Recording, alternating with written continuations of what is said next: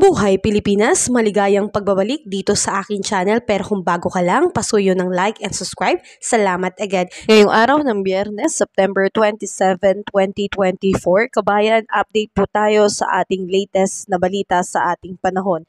Kabayan, mainit na balita po ay ito pong LPA na nasa extreme northern Luzon na inaasahan po natin na maging isang ganap na bagyo sa loob ng 12 to 24 hours at ito po ay tatawaging bagyong Julian. So mga kababayan, narito na po ang banta ng pagpasok ng bagyong Julian sa ating bansa.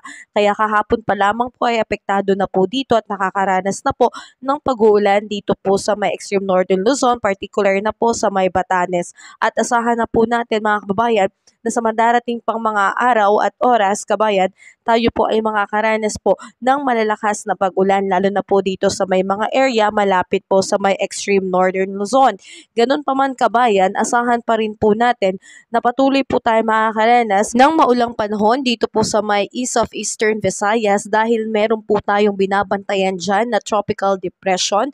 Actually kabayan, dalawa po ang tropical depression natin. Isa yung nasa loob at isa naman po ay nasa labas pa po ng Philippine Area of Responsibility. Yung nasa labas po ay inaasahan na ito po ay tuluyan pong malulusaw at inaasahan natin na hindi po ito papasok ng Philippine Area of Responsibility. Pero ito pong nalalapit na sa may bahagi po ng east of eastern Visayas ay posible pong makaapekto directly dito sa ating bansa. So mga kababayan, tayo po ay mag-antabay dahil posibleng dalawang bagyo po ang inaasahan natin na makakaapekto po sa ating bansa. So magkaganon man, ito po ay tatawagin nating bagyong Julian at bagyong Christine. At meron din pong banta pa ng panibagong bagyo. Ito naman po yung bagyong Leo na inaasahan din po na ma-develop potential po na maging isang ganap na bagyo by this coming weekend po. So mga kababayan, tayo po ay mag-ingat at mag-antabay, maging alerto sa ating panahon dahil napakaraming banta po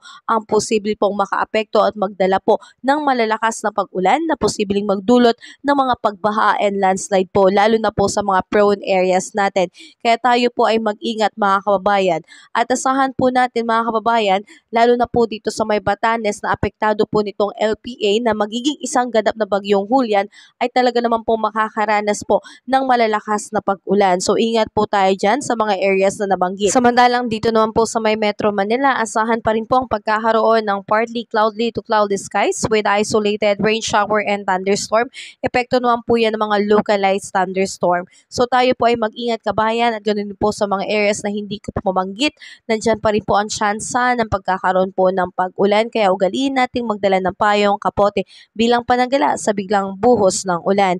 At sa ngayong araw, asahan natin ang ating air temperature po ay papalo po ng 33 degrees Celsius dito sa may Lawag.